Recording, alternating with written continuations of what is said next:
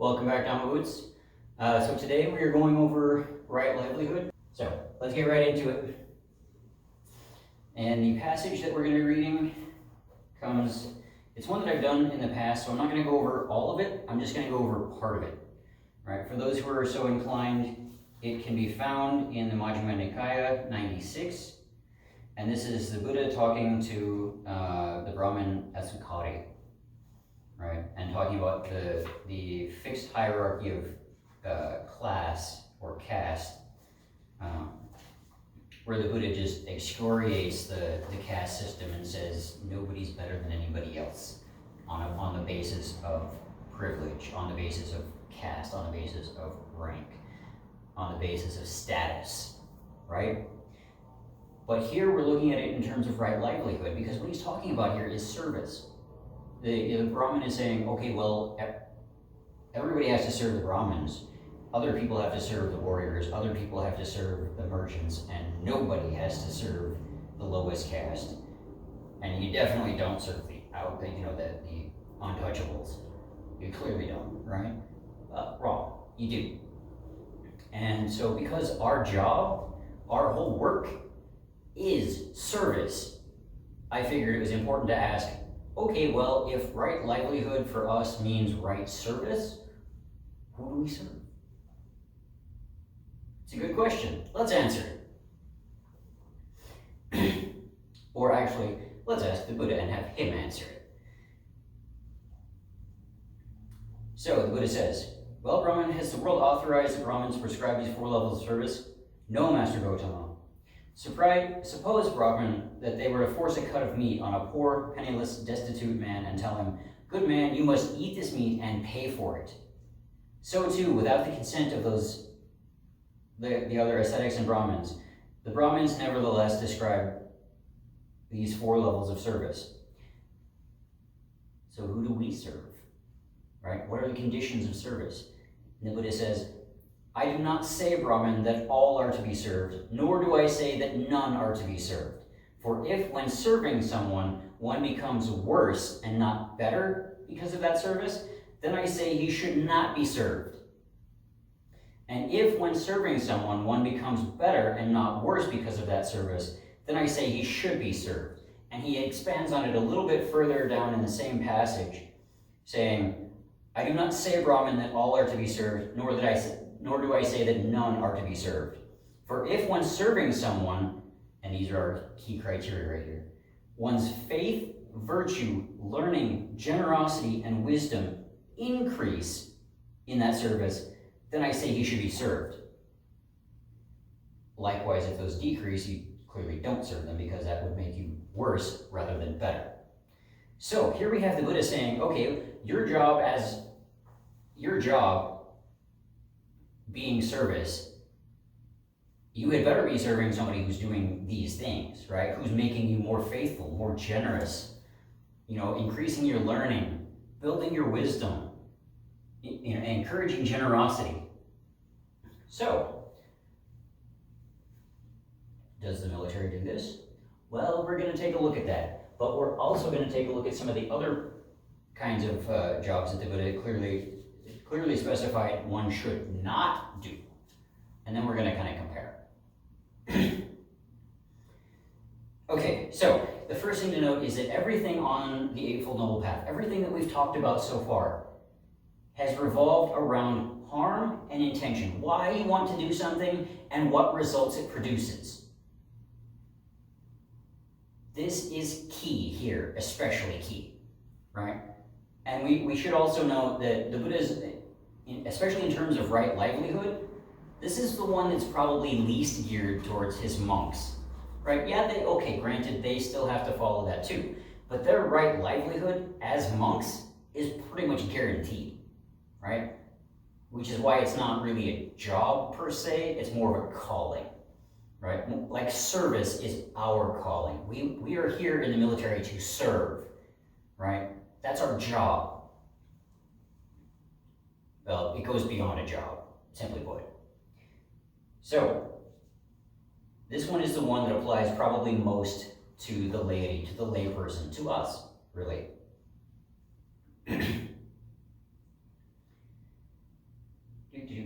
So, last week, remember we were talking about right action and what kinds of actions you don't do, right? So things that involve coercion, things that involve deceit, fraud, trickery, withholding stuff that isn't yours, or doing things that you shouldn't be doing. Let's look at our service in terms of those, in terms of what, in terms of what we are specifically here to do. So how we earn our money, if we're going to do so honestly in a way that maintains our integrity, we have to look at it and say, who is this helping or who is this harming? We have to look at that and say, why are we doing what we're doing? And is it the best possible method of doing so, right?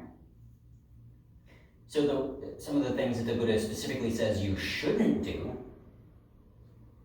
would be dealing in weapons, not necessarily using weapons, but selling them. So your local pawn shop is totally out of the question. Selling living beings, obviously, and here we find the Buddha's, this is both slavery and prostitution. You don't sell living beings. But it goes a little further. You really can't be selling animals either because they're still sentient. Right? So those positions are out of the question. You just don't even, they're not even worthy for a Buddhist to do.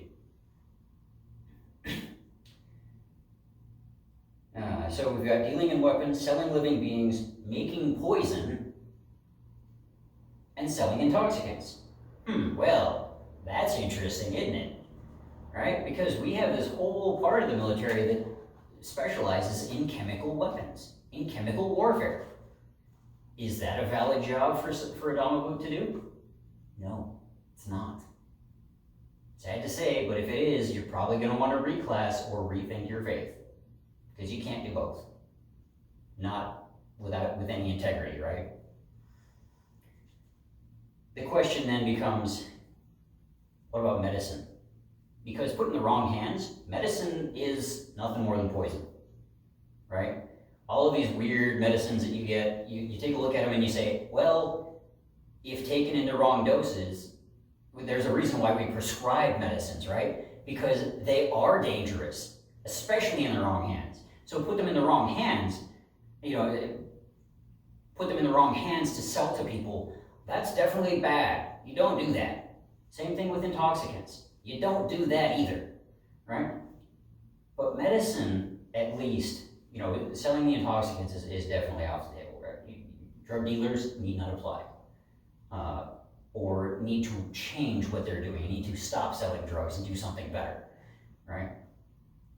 Same thing with those who make poisons, with the caveat that medicine is pretty much exempted. In fact, the Buddha is described in multiple occasions as being kind of a doctor, a spiritual doctor, right? And his prescription for us is the Eightfold Noble Path. If done right, it will lead you to enlightenment. If not, you get what you get. But you should be trying to do so, right? And that's the Buddha's prescription, that's the Buddha's instructions as a doctor, right? And so we don't have to look at medicine and say, oh, medicine's bad. We have to look at medicine in the wrong hands. Medicine in hands that are not doing it to help alleviate suffering.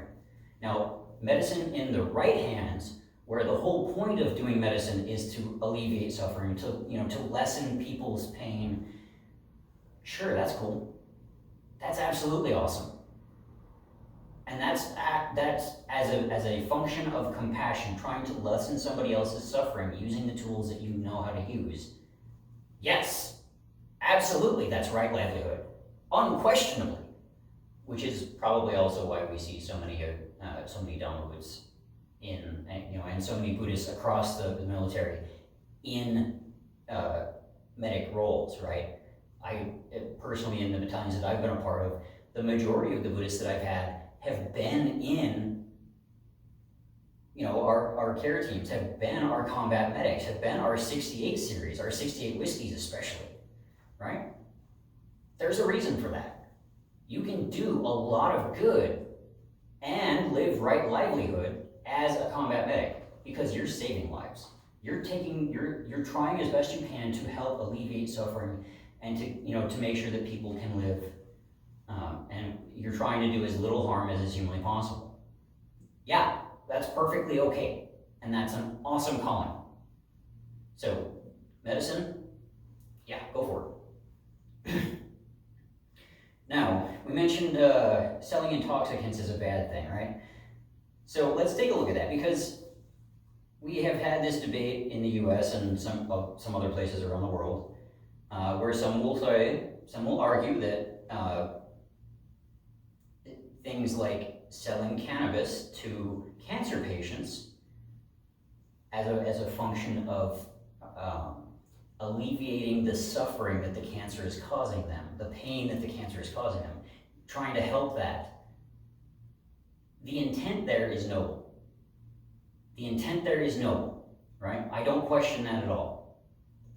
What I do question is, as with everything, as with every moral action that the Buddha describes, we have to look at it in terms of, is this the best possible method of achieving that aim? Is this the best possible method of getting rid of that suffering, of helping them to not be in pain?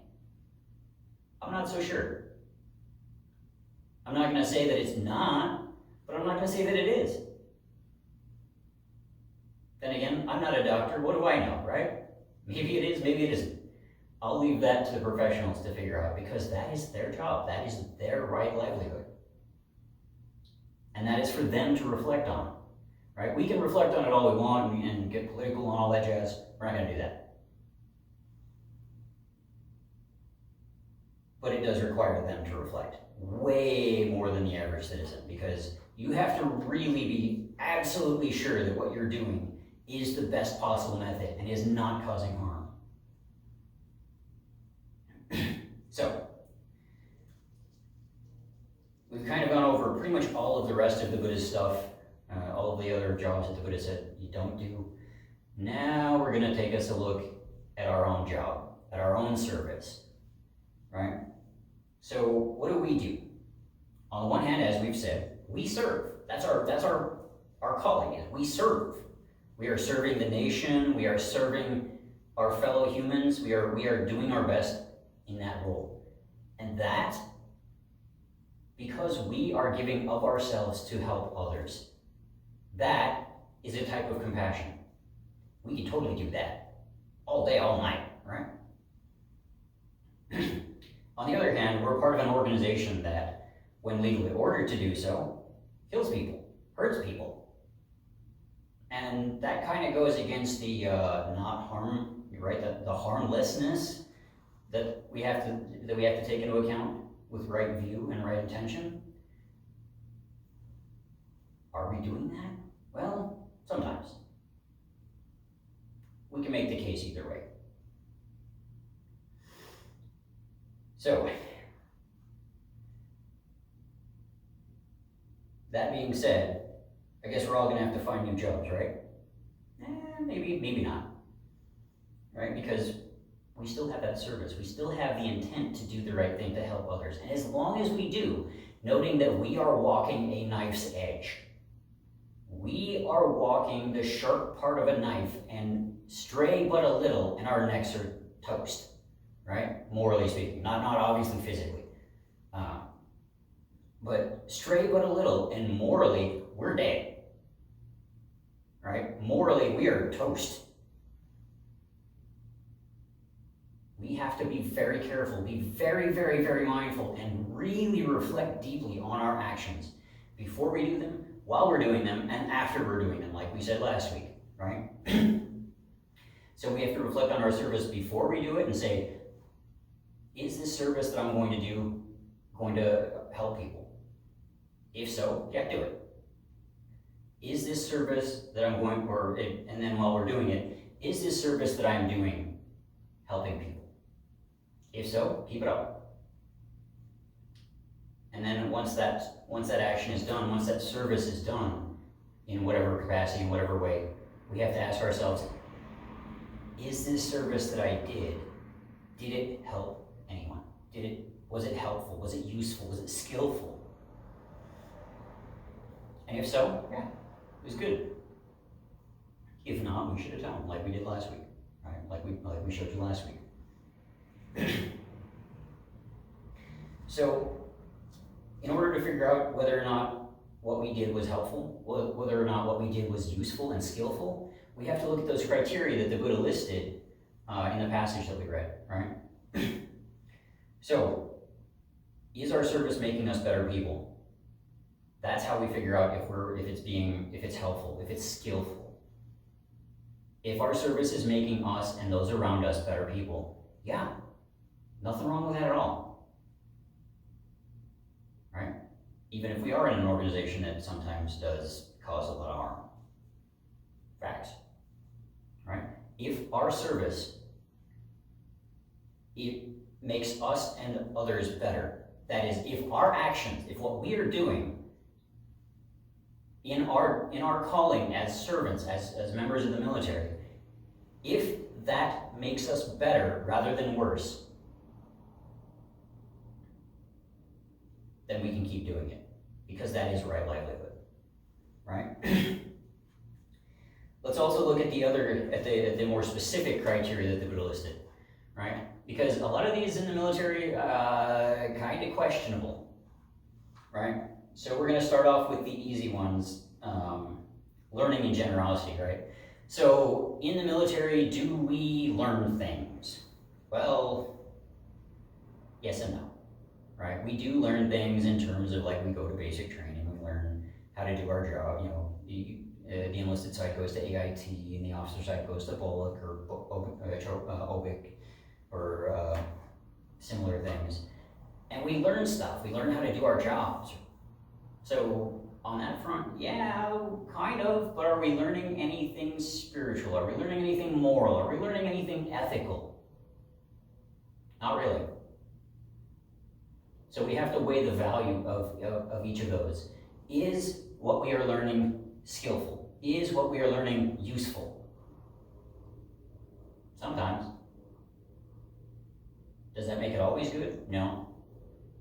Does that mean that it meets the Buddhist criteria? Well, that's going to be your homework. With each of these five criteria, I want you guys to answer for yourselves.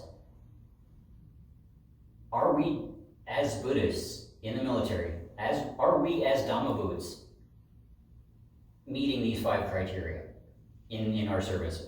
For those who are out of the service now,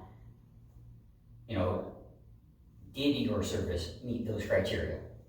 That's something you can answer that I can't, right? And I want you to. So we went through learning. Let's look at generosity now. On the one hand, we have generously offered to lay down our lives for our fellow people, right? Our fellow humans, our countrymen usually. On the one hand, that's super generous of us, right? That's incredibly generous. On the other hand, well, we all hoard resources. We all try and, we all try, right? And you see that in things like the Combined Federal Campaign, which every year it comes out, and every year everybody kind of blows it off and ignores it. You can see it in like a Army Emergency Relief, or the Marines had a very similar thing. The Navy has a similar thing. I'm sure the Air Force has a similar thing, where you get a little bit more participation, mostly because a lot of sergeant majors see that their soldiers are using that, and if they can possibly provide, they should, right? In that way, they are trying to be, if not generous, they're trying to at least do their duty. Does that meet the Buddhist criteria? Well, I don't know. Now, weighed against the incredible generosity of offering up to and including our very own lives to help save others, I think that would be considered generous, right? We can look at that from the Metta Karaniya Sutta, right? The Buddha's discourse on loving kindness.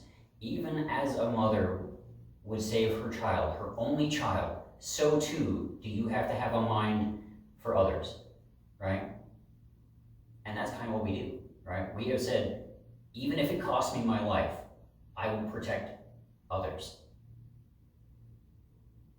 If we look at it in that light, yeah, that's right livelihood. That component meets the criteria for right livelihood. So, now on to the other ones. More faithful. Well now, let's see here. How many times have I been told by soldiers that they were not allowed to go and attend the worship services of their faith because their leadership wouldn't let them? Is the military as a culture, as a system, as an organization, helping us to be more faithful? No. No, simply put, we're not. You can sit here and say that, oh yes, my job, me as a chaplain, my job makes it so that people are more faithful. No.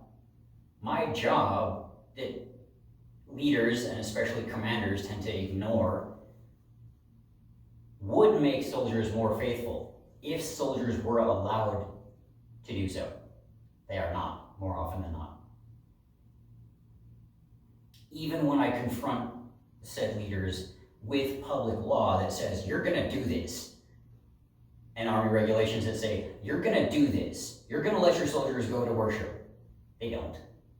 We know that.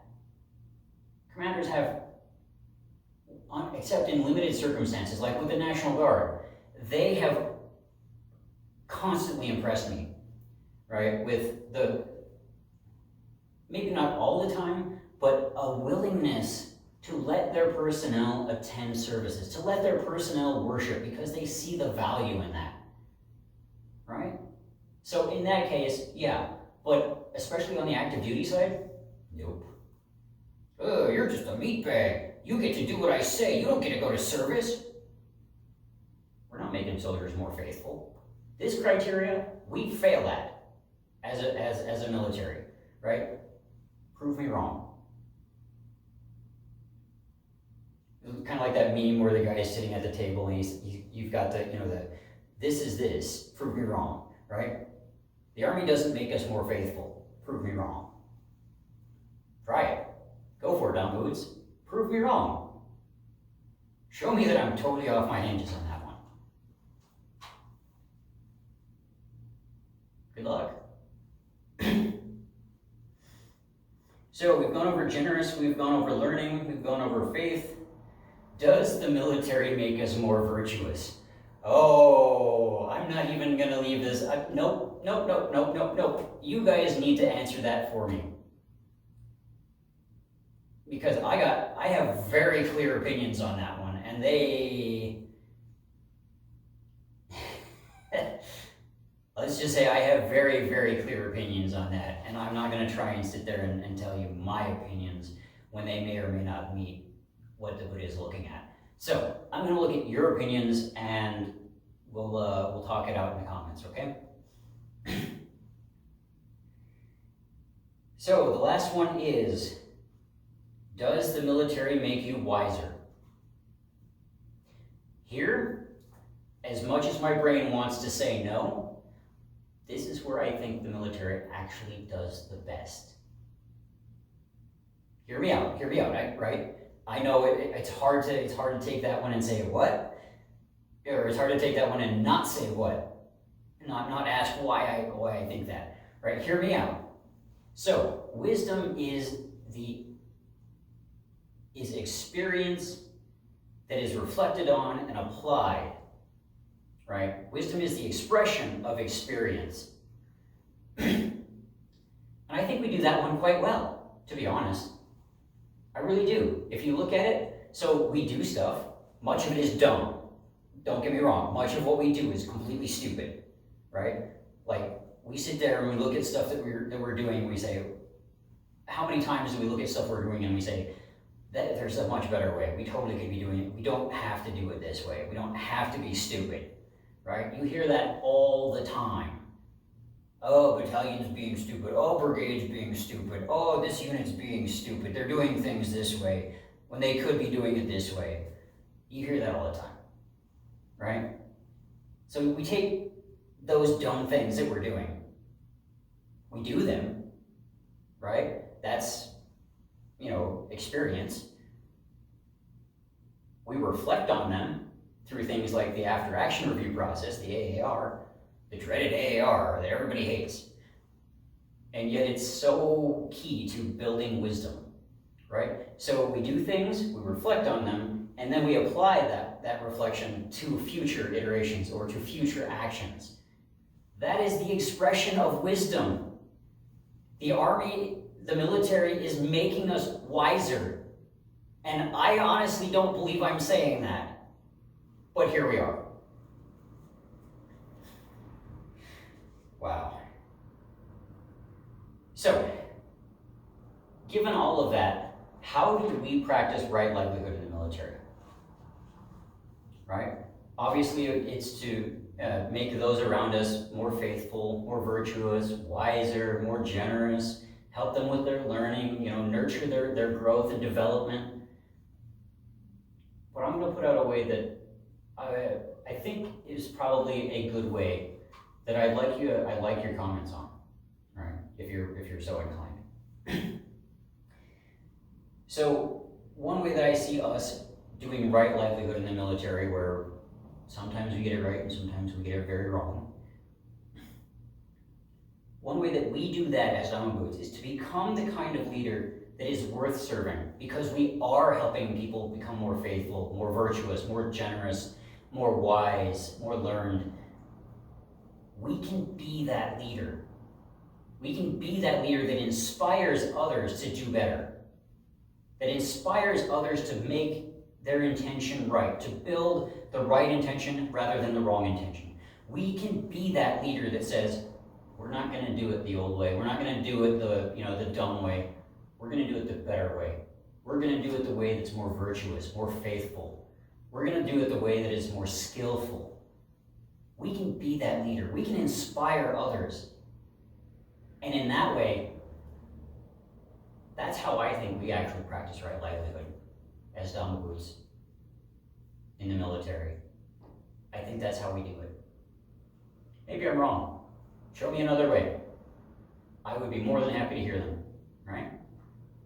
I welcome comments and feedback as always. By all means, please, please, please, let me know what you think. And with that, I'm going to call it a day. Dama Boot, salute.